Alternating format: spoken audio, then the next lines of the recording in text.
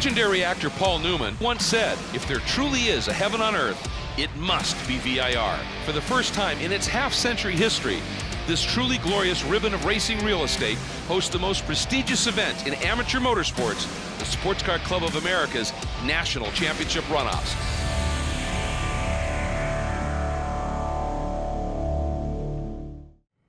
Welcome to an absolutely beautiful morning here at Virginia International Raceway for the 56th running of the Sports Car Club of America's National Championship Runoffs. Hi, everybody. I'm Greg Creamer, joined by Andy Hollis, and we are set to go on a crisp, clear, cool morning, although the temperature's coming up just a little bit, and this one should be exciting. It's one of the truly historic classes of this event of SCCA competition over its now 75 years.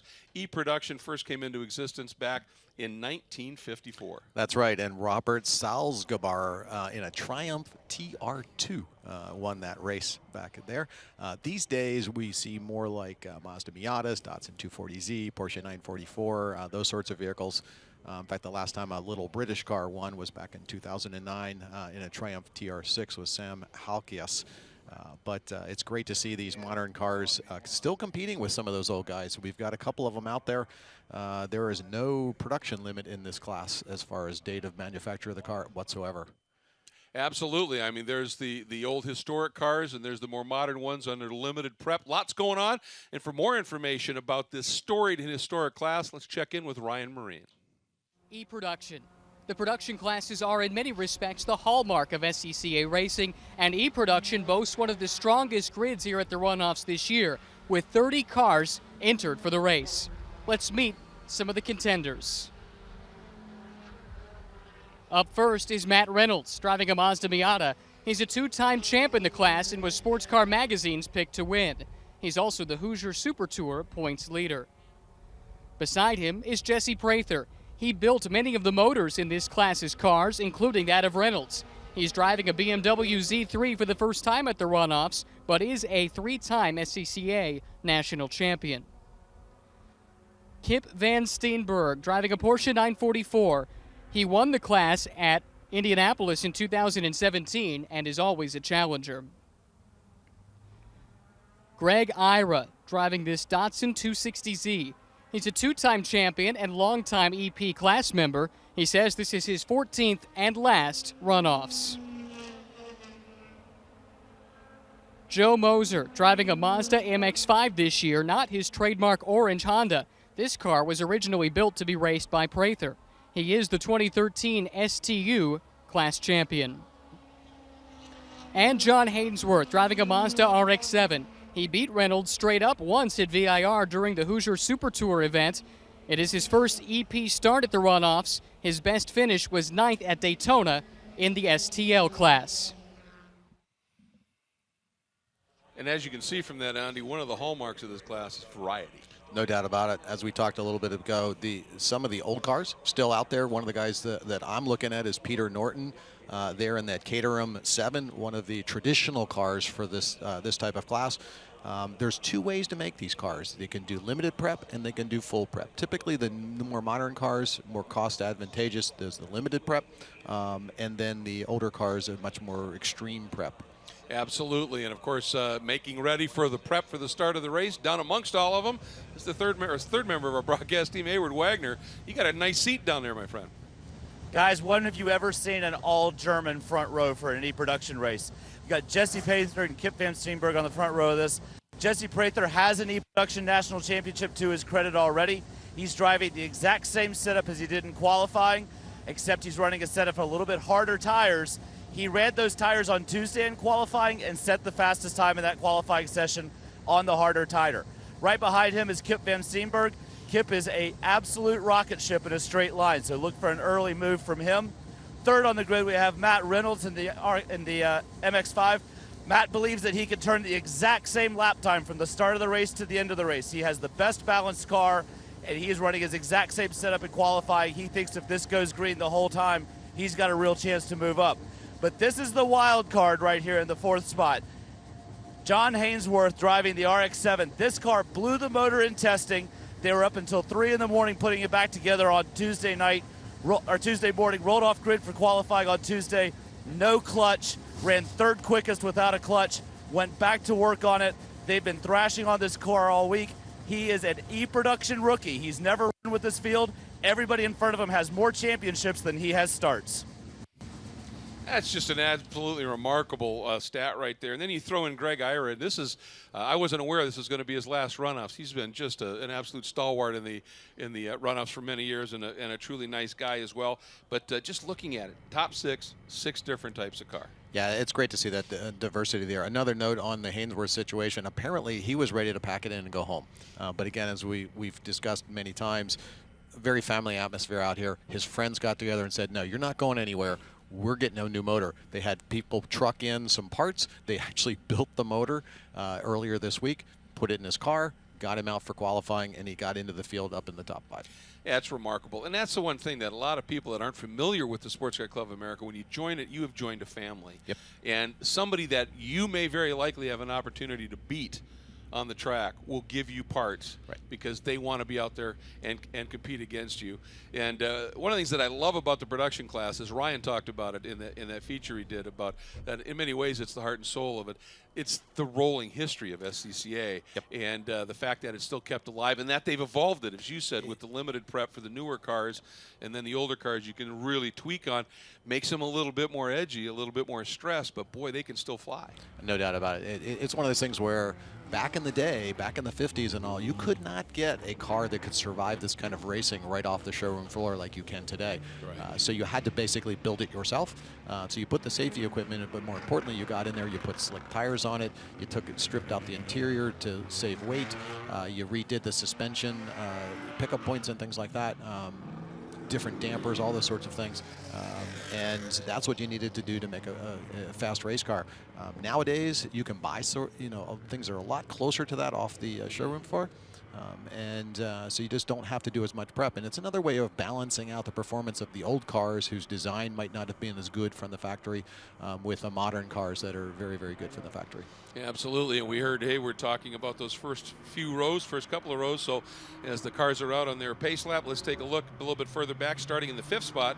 And we said number 11, or the number 2 of Greg Ira, making his 12th start in that Datsun, now Nissan 260Z, joined by the 50 of Peter Norton, and that Caterham 7 you had talked about. Then in the 4th row, it's the 97 of Kevin Lee in his Hoosier Carbotech BMW, and the 24 of Rick Kavitsky in his site-specific Hoosier Mazda Miata. Then we go to the 5th row, 75 Aaron Downey out of San Francisco region in the Avante Goodyear G-Lock brakes Mazda RX-3, and that car gets up on it in a straight line, and he has had some good runs. As a matter of fact, is the bronze winner from the 2018 Runoffs run in E-production at out in California at Sonoma, and he's joined by the number 63 of Joe Mosier, making that switch to the Mazda. Then the 106, Robert Garrison. We had talked to him a bit earlier. He wasn't sure he was going to be able to make this race. He races the same car, and E-Prod and an F-Prod, and he was really competitive in F-Prod qualifying, and he said, I don't know that I want to risk my car and give up an F-Prod potential, so we'll see whether he's able to make it. But also the 164 of James Rogerson in the MSR Houston BMW is out there as well. Yeah, a great field as we see them coming up here, warming up their tires up through the upper S's. Another one of the signature parts of this track. One of the glory parts of this track. You're absolutely right. And when we come back, we'll have green flag for the run to the gold in E-production.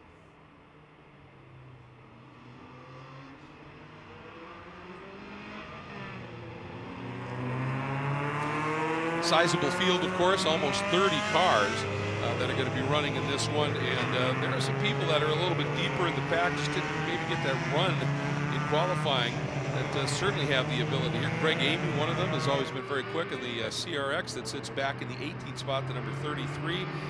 Joe Carr, always a factor as well. So, I mean, it's going to be interesting to see how this plays out. Yeah, one note on Greg Amy's car. They had trouble with the gearbox earlier.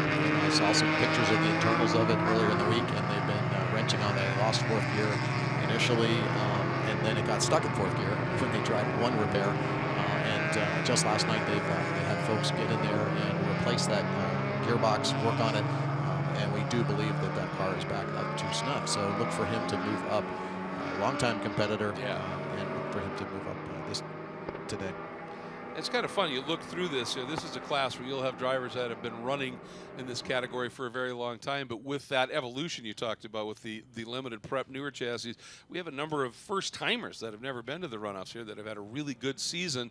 And there's a variety of ways you qualify for the Runoffs. The one that everybody pays a lot of attention to is the Majors Conference program and the like. But also, there's the tried and true, the time-honored divisional path and the like. And got a number of drivers here that are making their first appearance at the Runoffs. And that field now, it's the drop down through what they call the roller coaster. Turn 14, then into 15A, 15B, and this quick little chute as we head down into the final turn. Lights out on the safety car. We are about to go green in E-production. 15 laps of competition at Virginia International Raceway to determine the national champion in this historic category. Pace car making its way into pit lane. And Jesse Prather on the pole, his second pole in Runoffs competition, leading the field up. And he's bringing him up nice and slow. He apparently likes the grunt inside that BMW engine.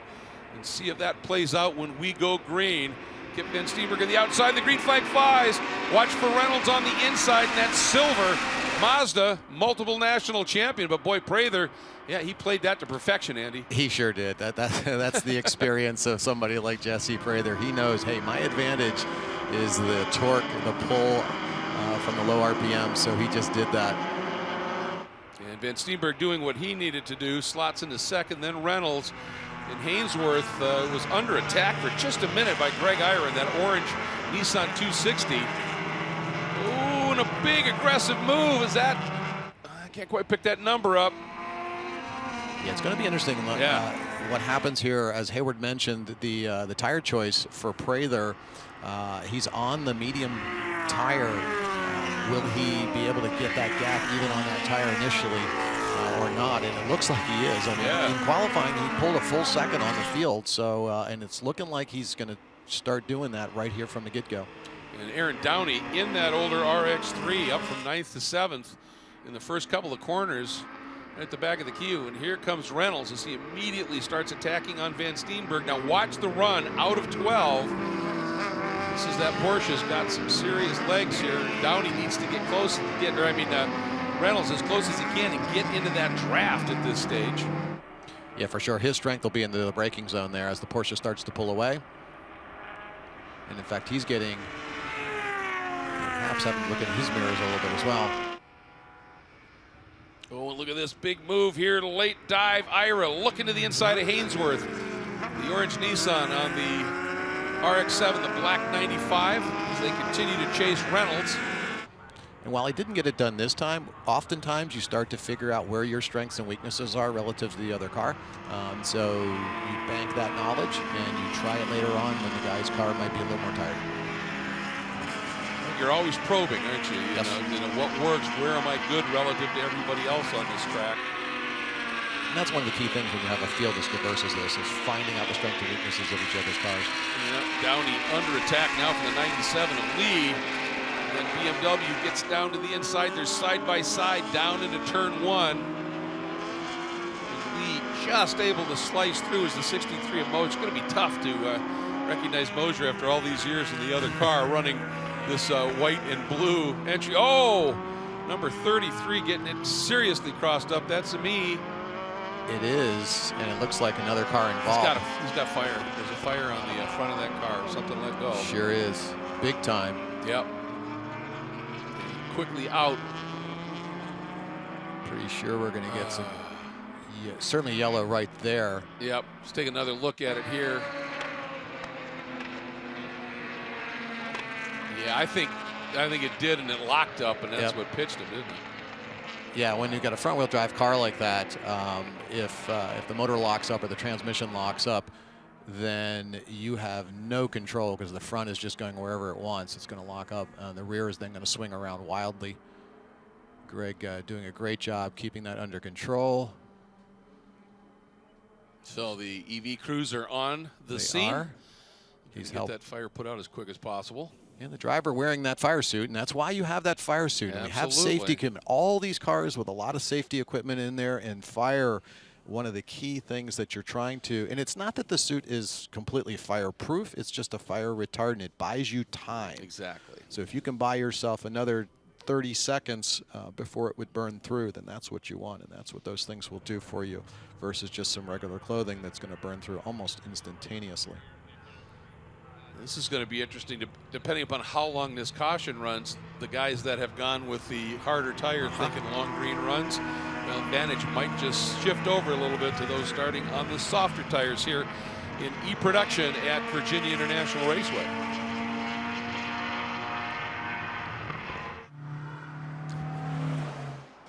Janice.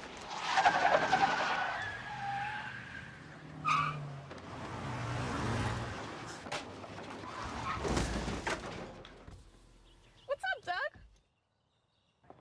Hi, Cheryl. What got into you? At Sunoco, we know how to fuel peak performance. We've been doing it for American racing for over 50 years. Fuel your best.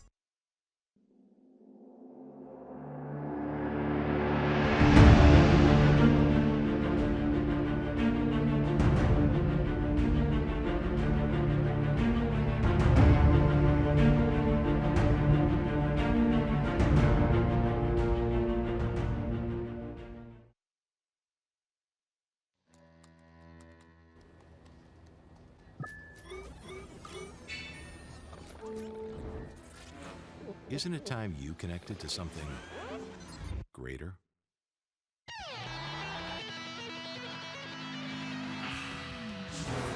Sometimes the best way to connect is to disconnect. This moment of escape was brought to you by Haggerty, for people who love cars.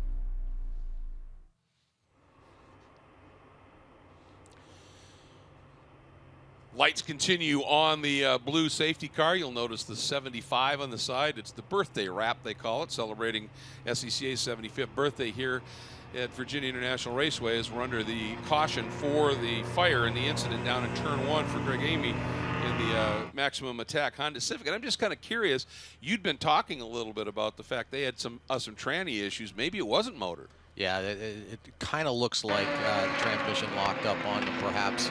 Maybe didn't go back together quite as they had expected. Anytime you're trying to do that stuff under duress on a race weekend, and you don't have your usual shop tools with you, you just never know whether you really got it together or not. Quite possible that's what happened. Or, you know, you remove the transmission, you're undoing a lot of other things in the engine bay. Perhaps something didn't get back quite as expected, because Greg and me have been doing this a long time. That's not a driving error right there. No, not at all.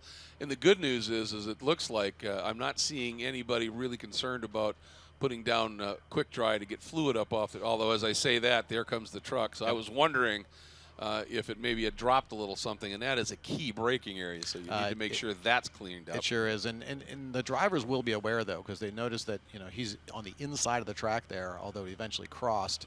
Most of that slide was on the inside of the track, and you can avoid that area if you need to. Absolutely. So it's going to be a little bit of a cleanup here, and just want to talk about it. Jesse Prather, of course, getting that Tire Rack Pole Award. I wanted to make sure we gave him the shout out for that. But you know, one of the really cool things about Sports Car Club of America, if you like cars and if you like competition, it's a way for you to become a participant on some level. You know, if you want to race, great. You know, and you can do it in road racing, you can do it in solo, you can do it in a variety of different forms. But if you're not up to racing, if you don't maybe have the financial wherewithal, you know, even though this is about as inexpensive as it gets for racing, to do it, you can still be a participant. You can work corners. You can be, you know, you're involved in the race that way. Grid, tech, I mean, all of these different specialties that, and if you love cars and you love car people, it's family. Yeah, when you walk through the paddock here and walk through some of the administration buildings, you see just how many volunteers it takes. And these are all volunteers. Nobody's getting paid to do this. People volunteering their time because they're passionate about motorsports. They're passionate about the community, about their family, their extended family in SCCA. And so it's an amazing amount of people involved in all those specialties. And so there's a niche for everybody in this club. Well, we talked about it, over 600 entries here in competition, but that doesn't count the hundreds of people that are here in other areas, all of them passionate club members. Yep. And the one thing that SCCA does is if you have that passion for cars, it makes it accessible. It's a way for you to get in and do something with it and be able to do it at a level that you're comfortable with. That's exactly right, Greg. I mean, not only do we have road racing, we've got time trials, we've got autocross, all these programs that SCCA participates in, and it's easy to get involved. Track Night in America, another strong program for getting on the track in just a very informal way and enjoying the car that you own already in an environment that's relatively safe, and being able to do it on a track in a safe environment rather than on the street. Great programs that SCCA offers. Well, and I think one of the really neat developments is a very wonderfully evolving partner of SCCA is Haggerty. That's right. And their insurance. And if you want to go to a track night where you can bring your own car and run it, you can buy for that night an insurance policy through Haggerty. Again, it's this partnership of accessibility that allows you to be able to get out, protect your investment when you take it out on the racetrack that you have to drive on the street, and have that opportunity to at least get a feel for it. From that, maybe you say, I want to do this. You buy a race car and you go and you do full-on racing, or you do, like you said, the time trials or the solos or whatever.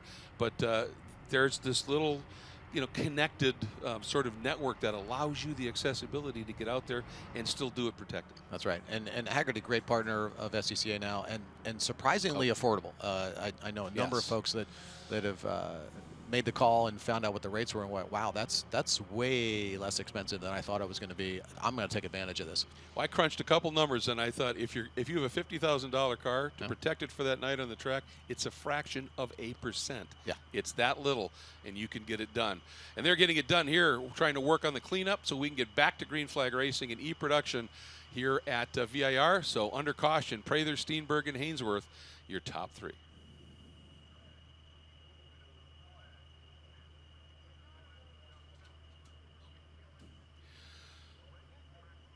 Now, there definitely was a little bit of a trail there, clearly, and they are working on getting that cleaned up.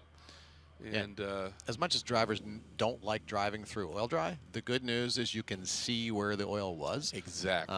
So as they come down there, I don't see too many people doing that inside pass opportunity very often, at least for a little while.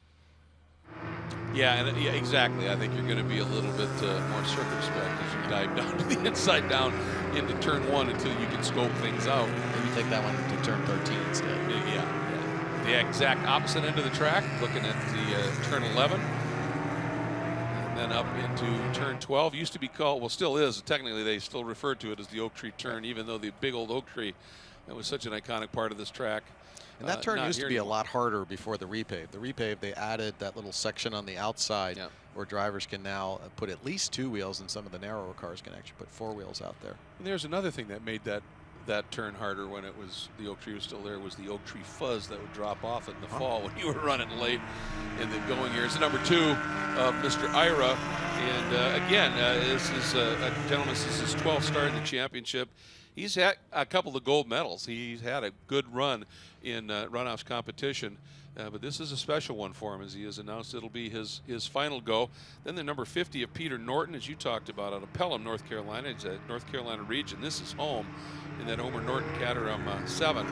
Absolutely beautiful car, and that is a car that is part of the true history of this car. It sure is, Greg. And that's a perfect example of a full prep car. Yep. So those motors, because they don't make hardly any horsepower from the factory, they do quite a bit of machining work and things like that. And it's all very highly regulated within the rules to be able to make enough power to be able to compete with these modern machines, even a stock modern machine making a whole lot more power. But the key to those cars is the lightweight.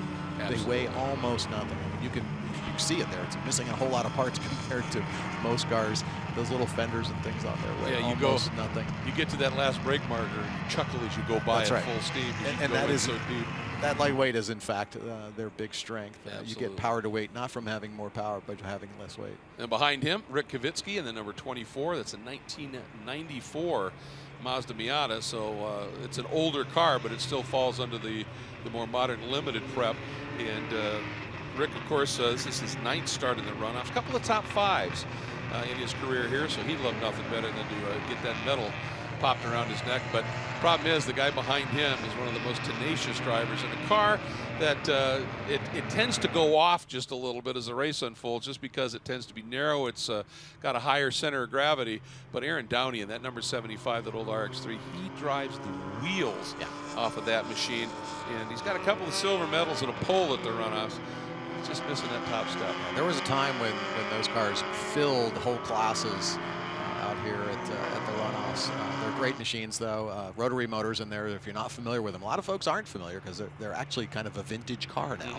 Not quite in the class of the little British cars, but not something you see on the street very much anymore. And it's a great little sedan. Look there, Kevin Lee, and another of the BMWs that is running here out of Harrisonburg, Virginia. And that car pretty much a twin to the Prather Mobile that's leading the race right now. Jesse built that car. And he's Kevin Lee, a local driver around here. He's been to 7 runoffs, but this is probably his best chance to do well. Behind him, that number 63 of Joe Mosier out of the Detroit region area. He's a gold medalist. He won STU in 2016 when the runoffs returned to Mid-Ohio. And but in a very different machine, obviously, here. That's an ex-Prather car, isn't it? It is. It was a car. And interestingly, the rumor mill has it that car's already for sale. So I guess Joe doesn't really like it all that much, or it's not doing what he wants. But that's the rumor I heard. It's unfamiliar for him, obviously, after running a very different front drive car for many, many years. Then behind him is the number 44, Jeff Young, making his 13th start in a Three Oaks Engineering. That's a 1980 Triumph TR8. This car is absolutely beautiful. If you've not seen this car up close and personal and you're here on site, you need to go see this car. It could easily be a talking point at a local Cars and Coffee. It is absolutely beautiful. Very different than what a lot of people would bring out here. But Jeff, a very different kind of guy in that regard, and he thinks differently. And good to see that vehicle finally making it. It's been in the build process for quite some time. Yep, currently sitting in the 11 spot and running those Hoosier tires behind him. Take a look to see the number 7. And that is Steve Rose, his 3rd runoff start. He's also a North Carolina region member. The Garmin Perez Motorsports Mazda RX-7. And when we say region, the country through SCCA is broken up into divisions. There's also major conferences, but then there's divisions. But the heart and soul are the regions that actually are the hosts and conduct the races and the like. In NCR, North Carolina region, this is their home track. So for these guys, this is special. Yeah, and in fact, one of the great things that happened this week, we talk about the social atmosphere here on site, and we had what they called the block party the other night, where different groups got together and grilled up some meat and had some beverages for everybody, and people just basically walked from place to place. And the NCR region was one of them, the host region. They had some fabulous pork there, both the pulled pork, sliced pork. It was amazing. You could smell it about half a mile away. I understand you sampled food at every one of those block I did. You're a good man to do that. You know somebody's got to do that, and we kind of came up with a rating system.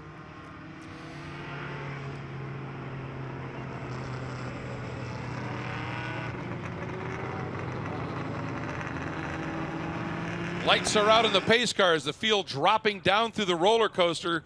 The battle for the gold in E-production about to resume. And when they come through, we will still have 10 laps to go. Great job by the EV crews in getting that incident cleaned up. And that pace car should be ducking into pit lane, and Jesse Prather will be leading them across the stripe. But again, it'll be interesting to see now with 4 or 5 laps at slow speed on these tires. What tire choice in terms of harder or softer compound really plays out, but the answer will start to begin here. And again, Prather, nice and slow, really likes the launch in that BMW, but green flies, and Van Steenberg timed it to perfection. See, he's got the nose inside. He's got to stay there, but of course, there's that oil dry down in turn 1. How brave will he be Here we go. This may be his opportunity, his only, to get in front. Jesse taking the outside line, and you can do that here up as we exit turn 1 into turn 2. You can go side by side there. Prather cutting back and cross, showing the advantage. He's got that handling dialed in on that BMW Z4. Boy, and Reynolds dropped from 3rd to 5th. Hainsworth and Ira slipping through. Yeah, handling restarts is a skill in and of itself, and if you don't have a lot of experience at it, being able to time that, or somebody on the radio watching the stand, oftentimes these drivers will have a crew chief who's just watching the guy with the green flag in his hand. Kavitsky and Moser having a duel, or almost coming to blows, as both of them getting around Downey. Everybody trying to make something out of this restart and make some big gains, and a few did. The problem is that you get trapped in the wrong spot on that restart with all that oil dry down there. You skate just a little bit, your momentum's done. Yeah, you get a little bit of that oil dry on your tires. Whoa, Prather off! And then it snaps into a spin. Oh, this is going to be hugely costly. Oh my. And you may have called it, Greg, there on that tire situation. Perhaps trying a little too hard with the tires perhaps cooled off. Let's watch. It's turn 10, always a very tricky That's what we corner. talked about, South Bend, the big risk-reward turn. He just went over the edge there. And down when it drops that little bit, it really compresses. You can see damage to the splitter because of that curb. Yeah, so even if he gets back on track, he's going to lose some performance there. He's going to get a push developing on the front end of the car, and now he is in full attack mode. See, there's still dust coming off, so he's got to be a little bit careful. Get those tires cleaned up before he can really do a lot of attacking. Wow, huge development here. Yeah, well back in the field now. Yeah, exactly. Up behind in the 14th, 15th spot right now. I think he just got around. It's the 12 car. Car seems okay, though. He's passing, folks. A lot of dirt coming off of it still, though. This would be the case. So here's your battle up front now. Van Steenberg, the 95 of Hainsworth. Ira, Reynolds trying the rim shot. And Norton is up into that 5th spot in that Caterham 7. And you know these guys are just got a whole lot more racing. Oh, yeah. Because now they can see that gold medal potential right in front of them. Where before they were battling for 2nd and 3rd. Well, and I've been looking at, I mean, you had talked about it. Prather had about a 2nd on the field, but the next 4 or 5 spots behind him, it was very little. Yeah, super close. Yeah, so, yeah, this is on here, and it'll be interesting to see just what kind of comeback drive Prather can make, if any, and see what he's able to play out. But right now, Steenberg taking the opportunity and leading Hainsworth and Ira in E-production. Big slide by Greg Ira as he's trying to hang on in front of an attacking Matt Reynolds. This for the final podium position, 3rd in the bronze medal here in E-production at the Runoffs at Norton in that yellow Caterham 7, right in the mix. Yeah, look at Steenberg in the top, but Hainsworth right there on the back of him. And he was a guy, remember, he had the motor trouble earlier this week, so he didn't really show what he had in qualifying. And we're seeing it here in the race as now in the 2nd position. Oh, look at Norton getting a great run. You wouldn't think that Super 7 would have quite the steam of the Mazda down the straight, but he was able to stick right with him. I think he got a great exit out of 12. I think that's what it was, for sure. And it certainly wasn't a draft pass. No. Not a big punch, hole punched in the air from the Caterham. Well, you know, you hate to suggest anything here, but out of 12, we had that look at the tails away down that long run down the straight on the upshifts. I thought I was seeing little puffs of smoke from Hainsworth's car.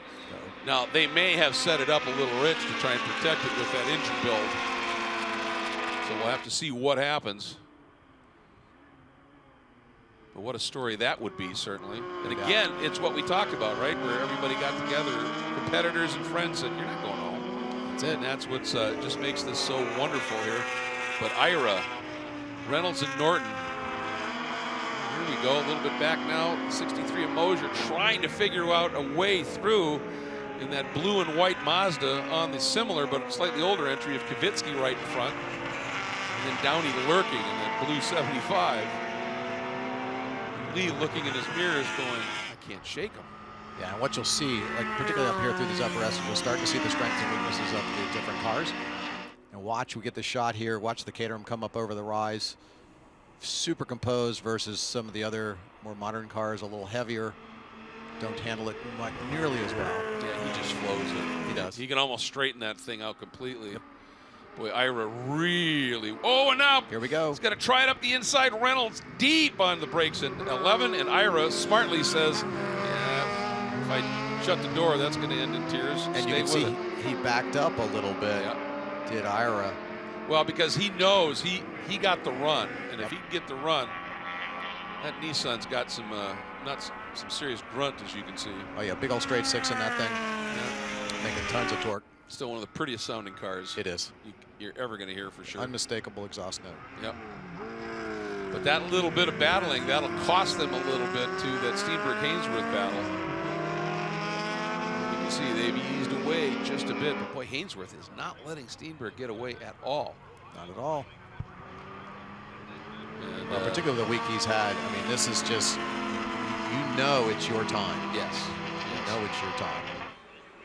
And I love it. Porsche, RX-7, Nissan 260, MX-5, catering, BMW. It's crazy. This class is just so fun and so historic. Well, and one of the great things about that kind of diversity, that doesn't just happen by magic. There's another set of whole volunteers that are involved in the rules-making process and all like that to make parity amongst these various different cars. Looking very carefully at lots of data. Here comes Prather working his way back through the field. He has come up to 6th at a 2, and he just turned a 2:02.3, which is quicker than anybody in front of him. By over half a second. Wow. In fact, yeah, something we hadn't mentioned here, Joe Mosier previously held that lap record at a 2:05 back in his old familiar Honda Prelude. Good point, yes. Destroyed that record here today by any number of drivers. And I believe that 2:02.3 is the quickest we've seen so far, but we'll have to check that later. He's got ground he's going to need to make up now, some 10 seconds to get to the pack up in front, but look at the rate he's leaving everybody else. He is flying right now. This is a podium charge for sure, a champion's podium charge. And I think Mosier might be liking that Mazda a little bit more now. He's starting to find some serious speed. Gone around Kavitsky and is just attacking on Lee right now. And you wonder there, why are they missing the apex, the tightest point to the inside of turn 11? It's not necessarily the fastest way to go around that corner because it tightens your angle up through 12. Indeed it does. And oftentimes what's really more important, rather than you hit the apex perfectly, is that you are right at the limit of adhesion of the car the whole way around. Obviously you'd like to do both, but given the choice, being at the limit versus being, maybe a couple, 3, 4, 6 inches off the apex, better to be at the limit and back on the throttle sooner down that long straightaway. Dropping down through the roller coaster, as they call it, 14 into 15.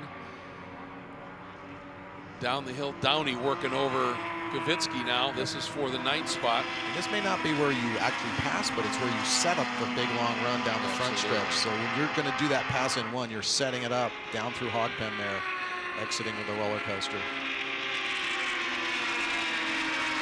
It's an interesting sort of dynamic that goes on with that RX-3 as he ducks to the inside, willing to get into the oil dry inside of Kavitsky. And he's there now where we get the over-under. Yeah, well, he parked Kavitsky there just a little bit, didn't he? Buddy. This is going to be interesting.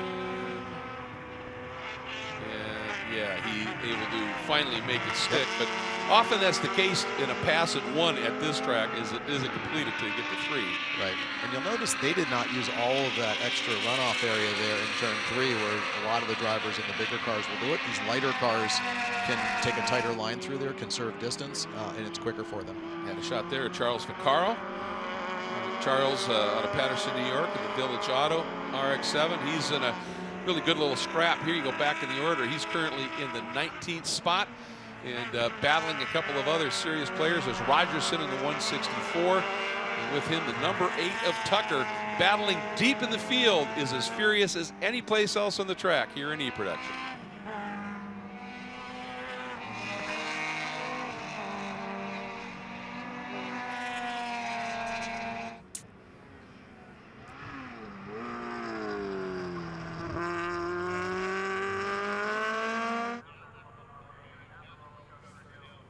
Kip Van Steenberg continues to lead in the run for the gold in E-Production. on a beautiful morning at Virginia International Raceway in this 56th running of SCCA's National Championship Runoffs. Coverage being brought to you by Mazda. And Van Steenberg holds a bit of a margin, around a second or so, over the 95. It's one of the great stories here for John Hainsworth. And then you can see the gap back to that silver Mazda, the 71 of multiple champion Mr. Reynolds, sitting in that third spot. And then Greg Ira behind him, and then Norton behind him in the Caterham. But right now, it's been an interesting run today for Reynolds. Qualified third, was up, was down, back up into third. Right. And Greg Ira, he just wheels this Datsun 260Z, now Nissan 260Z. Love watching him throw that car around. Of course, Reynolds, your reigning national champion. But if you look at his history, he only wins every other year. And since he won last year, I guess he thinks it's maybe not his year. We shall see. Yeah, exactly. There's still a few laps to go here in this one, and we've seen already, nothing's for sure. Looked for a while like Jesse Prather was going to make it a runaway, and suddenly he's bouncing through the grass. Although he has had a superb comeback drive. He is closing on Norton now. And look at that time, 2:01.6, new lap record there for Prather. Nobody else turning 2:01s at all out there. Just to put it in perspective, that lap is faster than anybody but he qualified with. Right. Now, if you notice in the front there, you see that lip not working for him aerodynamically now, scraping the ground one, but also allowing more air under the car, which will give the car a little bit of a aero push now as he comes down into turns like turn 13 here at the end here, where he's going to have to be a little more careful under braking into that turn. So even though he's turning that 201, the car is capable when it's under normal conditions in full trim to go faster than that even. Just updating you, the 75 at Downey has gone around the 24 Kvitsky, and that keeps him now in that 9th spot as we watch Jesse Prather dropping down the hill. A real racing family, the Prathers. It is. It is. There was a great article there in Sports Car Magazine, SCCA's club publication, about Prather and about his dad and the long history of Sports Car Club of America competition there. Champions, both of them. Absolutely. Downey now has also managed to sneak back around the 63 of Mosier, but Mosier gets the run down through 17 and is going to get down to the inside. It's a matter of can he hold it here, and right now Kvitsky's going, who do I go with? Yeah, really. Pick your dancing partner here. And you see Downey, that little flash of the brake lights. For a moment there, I thought Kvitsky Ooh, big wiggle by Mosier. He held on to it, though. But he floated a little wide. Yeah, oftentimes when you really nail the brakes like that, car gets a little unstable and you lose your corner entry speed. It's a great defensive move or offensive move, but it does kill your speed. Oh, something happened there with Mosier. He just really suddenly slow and had to fight, and Downey went by him like he was parked, and Kvitsky almost got him. I wonder if Downey maybe missed a shift just for an instant. Something wasn't quite right. Yeah, we'll see when they get up to that southbound of Oak Tree. That'll tell us. Kvitsky's thinking about putting the nose in the not a good spot. You got to get it done a lot sooner than that. He right. Downey's pushing. Yeah, he's got that car even in though full the rotation. upper S's drive like a straightaway, but you can't pass on them. No. No. All right. I've seen people try though, once. Oh, the 44 of Jeff Young. That's Jeff Young. Oh, looks like some impact there. Damage on the right rear for sure. That's a shame. Yeah. Beautiful car there. Looks like at least the bumper got some adjustment. Car has slowed. Yeah, See some smoke. Cut tire, cut maybe. tire. Yep. Tire's down. Don't know if that's cause or effect. Right, there's Reynolds. Whoa, going Norton, for a ride. Huge off down at Hogpen. And as we were watching that, Prather was all over the back of Ira as well. So I don't know if he was driving in his mirrors. Yes. Let's watch this unfold. Well, Prather's now through on Ira. Yep. So that puts, he's now 4th. What a comeback. I'm telling you, going for that podium. He is. This is a champion at work right here. Well, yeah, we were talking about the family, and I mean his dad Kent in the MGA and all those championships. Jesse is an engine builder and car builder extraordinaire, so he's mechanically sympathetic. Watch this. I think, yeah, right as the 44 of Young was heading into the pits, I wonder if Norton just, it startled him a little bit. Yeah. Well, it's blind there. You come around you come around the turn, and all of a sudden something's there moving slow on the inside, and you were trying to look through it to hit your apex, and you're already carrying the speed you think you need to carry through that turn. And I just noticed, I think Prather may have gotten a little gift because I think Reynolds was held up behind a car that's down a lap at this stage. It may have cost him a second or two. It's still 5 seconds gap there, though. Yeah. Is there enough time? Listen to how early Prather picks the throttle up there in 12 to get that run. Yeah, Reynolds lost a ton of time. This is what we have seen in a number of races where these guys, as race unfolds towards the end, you start getting into some of the back of the field. You're passing depending on how you encounter each car. It could be to your advantage, could be to your disadvantage. Wow. And there he is. Prather's car in a straight line is a missile. This is for the podium now. It It's is. still Van Steenberg and Hainsworth. 1-2 and up the road a bit, but Reynolds. And only a second separating those two. Yeah. So we have 2 pairs of really strong battles going on right there. Reynolds knows he went right to the inside to protect, and it's not going to be enough. Wow. Just drove right on by good Prather. Yeah. So Prather through and up into the bronze medal position as we have 2 laps to go. And what's the margin he needs to make up? Rather a lot. Yeah, rather a lot. Don't think that one's possible. Hainsworth's still a possibility, though. Yeah, he's there, a second isn't he? back, but anything can happen. It's late laps, the car's tired, the tires are tired. Drivers may be mentally tired. I mean, it's a lot of concentration. Well, and for what Hainsworth has gone through, I mean, a podium will be a win, but if he could, there it is, if he could somehow make this work, it would be a story for the ages for sure, and really a story about the SCCA family. Right. Because that's what is going to have got him into this position here. I tell you, in the braking zones, he makes up some ground. There's that little bit of smoke, but I really think they just richened everything up to make sure that that car was going to last here. We'll get a little draft off the back marker there. Yeah. Probably close up a little more at the back end of the straightaway here, but it's going to be tough to get. Yeah, a little too far now. Just look at the margin that Van Steenberg builds. Hayward talked about it up at the top. That in a straight line, this Porsche is well, both the German very cars. much. Yeah, I was going to say both of them are pretty stout in a straight line. But boy, you get into the twisty bits, and Hainsworth just comes alive. All right, white flag should be coming out. 1 to go. We begin our final lap. And I have to apologize. In SCCA Club Racing, there's no white flag at the start-finish line. That was on me. But they do get they do. 1 lap to go. So there it is. Let's see what the margin is. It's close. Yep. Inside about 1.5 seconds. And Van Steenberg may be watching in his mirrors and just managing that gap, because that's what you do when you get near the end. And it's the age-old thing where you're in the lead. Every little noise in the car, you think something's going on. Your fingers are crossed, your toes are crossed, because you're going to go out there and win your, in this case, potentially second national championship. He won at Indy a couple years back.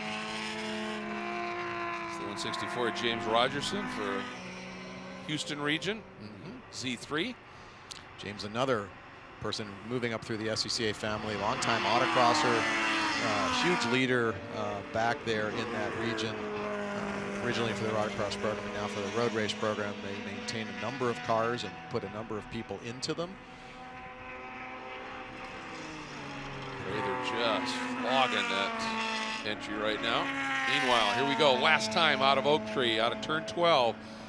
And this is where Van Steenberg just opens up that margin. I'm sure Hainsworth He's frustrated because he just loses ground here. He knows he's quicker in the tight stuff, but there's not a lot of tight stuff left after this long run. No, that's the there, problem. there is not, and there's going to be one more run to the flag even.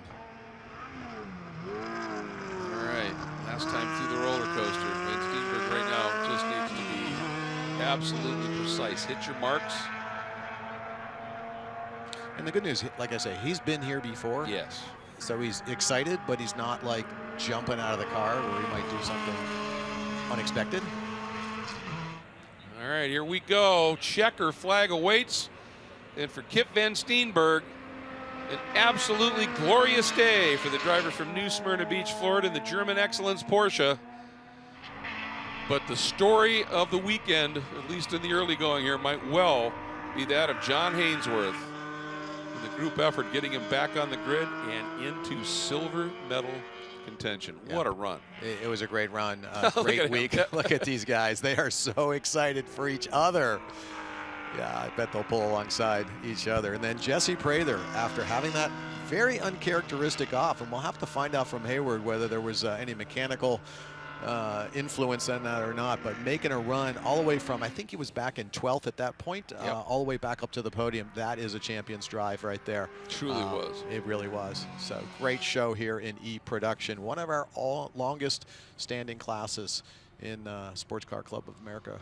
You see these road drivers racing. waving. Obviously, there's certainly spectators here, but they're also waving to the corner marshals. That's right, because those are their Flaggers out angels. there. They're the ones that protect them while they're out on the track, because the only way you can communicate with these drivers is through the flags of those corner workers.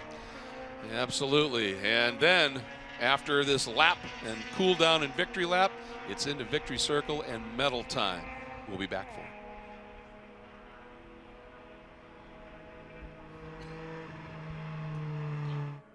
Okay. Yeah, Prather, once he got through, I think Jesse showing he's pretty savvy. He got through Oh, into third, realized there's no way I'm going to the front. Immediately his times dropped into the 204s. Just bring it home. Just Right. stay in front of Reynolds. Yeah, particularly when you've had an off like that, you just never know what got struck under the car or whatever, or material in between the tire and the tire bead and the rim and things like that. And so you just want to, once you know where you're at, you maintain that gap and make sure you get there, because a podium, as we always talk about, getting on a podium at the runoffs, that's a big deal. It's a very big deal. You know, winning the championship, even bigger deal, but getting to the podium, a big deal. a big deal. And also, too, for Greg Ira, just ending his runoffs career with another top 5 for the 2-time gold medalist. And like I said, a driver in that Nissan that I have always enjoyed. He just throws it around with great aplomb. It's just a joy to watch him drive. And we'll miss that, but he went out with a top 5 finish, and that is pretty darn impressive as well.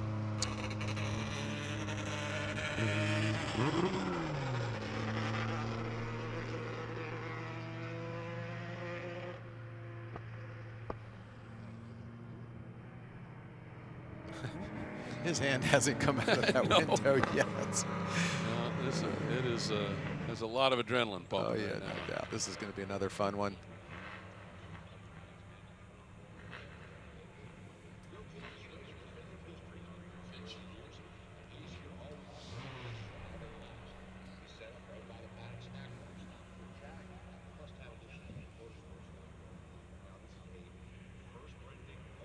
We did get word that Greg Amy's issue was a broken oil line, which caused the fire, which may have been while the transmission was out. Who knows? Quite possible. Into medal ceremony position comes your winner in E-Production in the 56th running of SCCA's National Championship Runoffs, Kip Van Steenberg in the German Excellence Porsche 944. And what a drive he put on. And is able to bring it home to a gold medal. And after starting on the outside of the front row and did everything he needed to do to get the job done. Oftentimes the toughest part of a gold medal run is getting the helmet off, because the hands are shaking, you know what's coming. And aside from the medal going around your neck, there's also an opportunity for a visit with one Hayward Wagner. Well, guys, you nailed it. Getting the helmet off looks like it might have been the most challenging part of Kip's day. We're getting the Hoosier neck gaiter on. We got the hat on. We got the medal around his neck. A little bit of water. Kip, welcome back to Victory Lane. Thank you, man. It's good to see you, by the way. Yeah. Man, what a day. I mean, the weather was great. The racing was great. What a great group of competitors, and just they put on a terrific event here. I'm not going to say that it looked easy for you, but the first thing you wanted to talk about was the weather. How was this race? Race was good. We went on lower tire pressures, and so we had to wait for those pressures to build. So the first few laps were pretty dicey, and I just decided that prudence was the better part of valor, and let him go, and just decided I would just stay right on him, see if I could look for an opportunity. But and I got it down near Oak Tree. So. Well, congratulations on your second championship here in E-Production. Thank you very much. That's awesome. Enjoy that victory lap. A couple of pretty cool venues too, huh? Indy and now VIR. Oh yeah, yeah. Bucket list tracks for sure. Those are going to look good on the trophy shelf. No question. A couple of hardship laps are being run here in preparation for races later. And there's a look at your top 10. Van Steenberg, Hainsworth, and Prather with that comeback drive. Then Reynolds and Ira completing the top 5. Gavitsky, Downey, and Moser and Norton, they had a race-long battle royale, didn't they? It was just a lot of fun. And then a little bit of a gap back to Steve Rose, who rounded out the top 10. But yeah, everywhere we were looking through this field, we just continually saw some absolutely incredible racing. And in terms of the incredible racing, we folded in an incredible story, Hayward, the one of Mr. Hainsworth. John Hainsworth, if I had told you at about 1 o'clock in the morning on Monday night that you'd be sitting on the podium in E-Production, what would you have said to me? I never would have believed it. I have so many people to thank that helped make this possible. Steve Eckerich rebuilt this engine in the trailer, and we put it in. We worked till Tuesday morning at 2 in the morning to get it done. So many people to thank. Ed Wary, Max Attack, he is Max Attack Motorsports. Every time I need a welder, he's there. But Steve and Ben, man, they put this engine together. It was amazing. Tom Smith, best friend, teammate, he makes it all happen. This is amazing. I kept Kip in front of my view the whole time. And that's all I wanted to do. I got to ask you one question. How well do you know the guys that built that engine? Getting to be better friends. I think a fledgling friendship has started. So. Did you know them when you got here this week? Yes, yes. So a bunch of SCCA folks getting together, getting this car on the podium. Jesse Prather, it's not the award that you were most looking for, but you did set the track record. So reset the track record, third on the podium. Tell me about the spin-off. Yeah, so, I mean, everything was good at the start of the race. Tires came up to temperature, was pacing, you know, everything looked great. And the restart is what got me. I made a mistake in turn 10 and went off the outside of 10, got dirt all over me and under my visor, and I couldn't see, and I ended up spinning down an oak tree. So after that, you know, you got nothing to lose, so I just put my head down and just nailed them out as quick as I could. Well, it was a heck of a drive coming from 12th all the way up to the podium. It had to be a lot of fun for you, though. A ton of fun, ton of fun. I need to thank a few people real quick. Hoosier Race Tires, of course. That's how I am able to do these laps. Carbotech Brakes, Sunoco Race Fuels, and SCCA. You know, the Runoffs is my favorite time of year, and I'm super happy to be on the podium again. Congratulations to you. Thank you. Yeah, he's one of those committed, dedicated, passionate guys. And where Hayward was going with Hainsworth, he knew those guys, but they weren't close friends. Right. But they're part of the SCCA fraternity, and they are now, as he said, a fledgling friendship has begun. You betcha. Nothing like adversity to bring together a family. Yep. And there goes Greg and me. That fire. Really long caution as a result. Yep. But still plenty of racing afterwards. Absolutely. And as Jesse said, it was great till the restart. And that's South Bend. Right here. There it is. That is a treacherous place. High risk reward. And he just got it a little bit wrong. And then, unbeknownst to us, what we didn't realize was he was now blinded. Yeah. From all that dirt. Got up under his visor there. And we saw the dirt falling off the car for a lot of laps, so he gathered a bunch. And then this great battle, Reynolds and Ira going at it as they have so many times over the years with Norton and that yellow Caterham 7 right in tow. It was a close top 5 for a while. Yep. 3 different cars from 3 different decades right there. Yep. But in the end, it was Kip Van Steenberg outside of the front row, bringing it home with the gold, the lap of honor with the flag, and a national championship to talk about for a long, long time.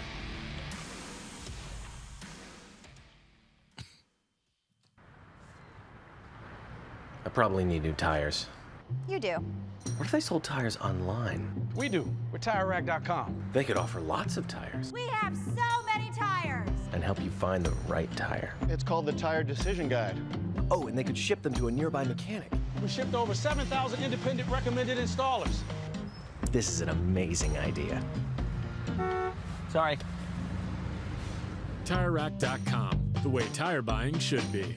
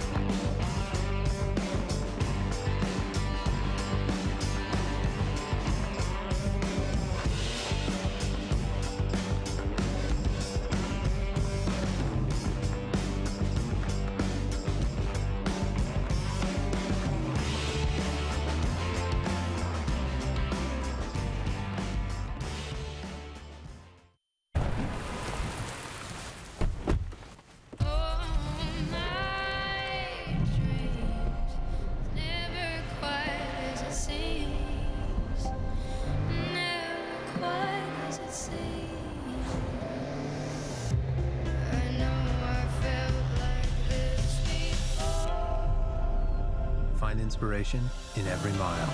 The Mazda CX-5 with turbo. Feel alive.